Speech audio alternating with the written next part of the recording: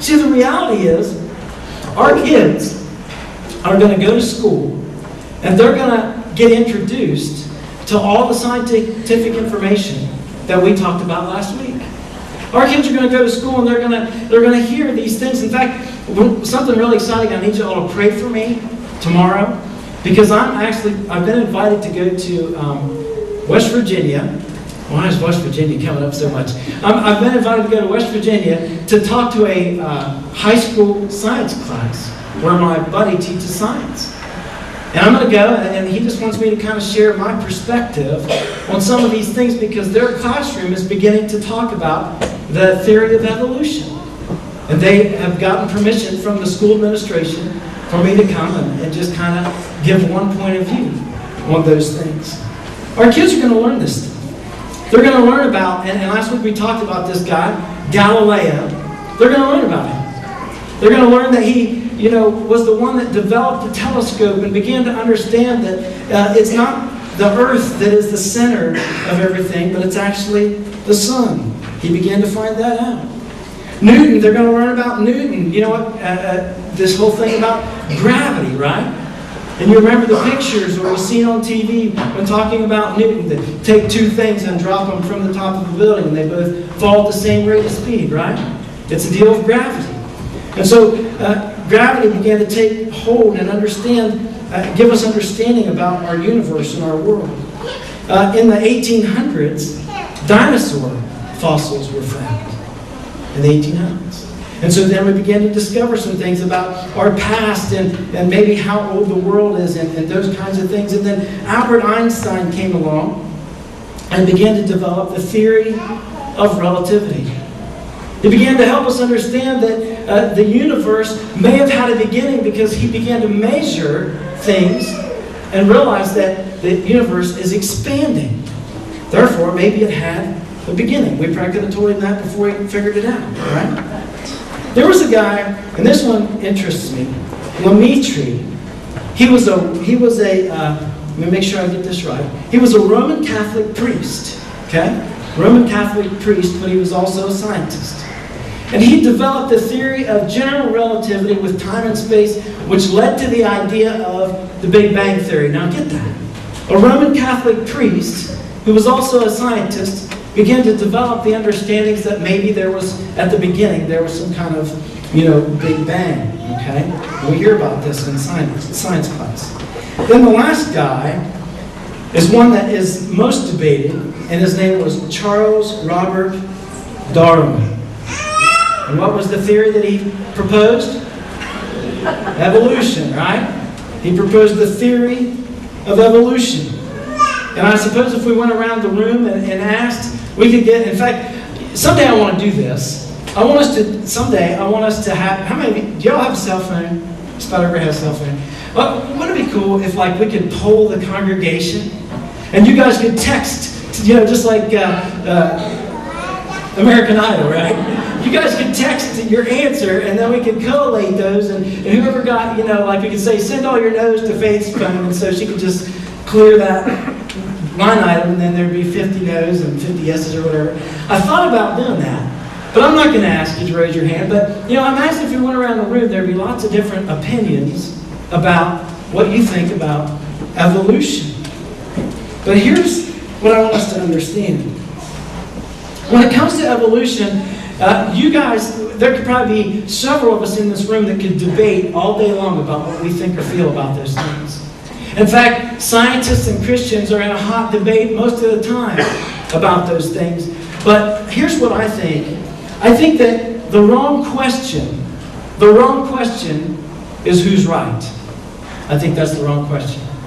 In fact, I think that for Christians to spend a whole lot of time trying to define why they're right and everybody else is wrong is not really helpful to the Christian faith, okay? I don't think it's helpful to the Christian faith. I don't think it's helpful to the cause of Christ. The wrong question is who's right. Here's the right question. And this is what I want you to think about this morning. If someone were to come to you, someone with a scientific mind, were to come to you, let's see guys, and they told me they were leaving, so if someone were to come to you with a scientific mind and say, I'll see you guys. Now everybody else is going, I was leaving, but I'm not now. If someone with a scientific mindset were to come to you and they were seeking answers about Christ, okay? And they wanted to know about this understanding of forgiveness and salvation, but they also had questions about why Christians fight against this theory of evolution, and they had questions about whether, they had to throw out their own scientific understanding of the world or origins. If they had to throw all that out to become a Christian, if they were asking you that, do I have to throw this stuff out? Do I have to discard all the scientific things I believe or think I understand in order to be a Christian? My question, I think this is the right question, is what would you say to them?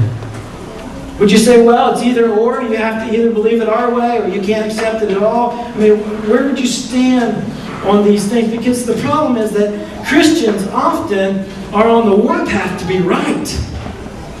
We've got a ego tied up in this. And some of us have been convinced that the only way to understand it is the one certain way. And so if it's not understood this way, then we're totally wrong. And so if we have to be wrong or right, then we're right. And so we tend to fight on this level of who's right and on the warpath to be right. I want to share with you a couple of scriptures because I want us to understand this. I don't think that God needs to be defended. Would any of you agree with me on that? God doesn't need our defense. I think He defends Himself quite well. There's a few Psalms that really talk about this whole thing about how awesome and powerful God is. Psalm chapter 8, verse 3 says this, and these aren't on the screen. Psalm chapter 8, verse 3 says this, when I consider your heavens, the work of your fingers, the moon and the stars, which you have set in place. He says, what is man that you are mindful of him? A God who created the universe, that created the heavens, how can He just be so amazing yet think about us? Psalm 19:1 says this, the heavens declare the glory of God. The skies proclaim the work of His hands. And then Psalm 33, verse 6 says, by the word of the Lord were the heavens made, their starry host, by the breath of His mouth. Look at these pictures for a second. Here we have just an awesome view of the earth. It's hard to imagine that all of us, all of humanity, exists on this little blue ball hung out in space. Scientists tell us that gravity plays a part in our existence. Look at this next picture. That because of the gravitational pull, the Earth and the planets go around the sun at a certain distance, at a safe distance for us, at a constant rate, a pretty constant rate, because of the gravitational pull. I looked up a NASA website this past week, and I encourage you all to do this. If you want to get a kind of a bigger perspective of God. And I looked up this website, and I found this picture. First of all, go to this next picture. Look at that. Look at that huge ball of burning fire. And then there's Mercury and Venus and Earth. Isn't that amazing? Now, I found out this past week that, looking at this a link from the NASA site, that the sun has a 1,000,000 mile per hour solar wind. Did you know that? That the sun creates a 1,000,000 mile per hour solar wind. That wind, they say, inflates a protective bubble or a heliosphere around the solar system. Can you imagine? How could this, I just have to ask, how could that be an accident? How could that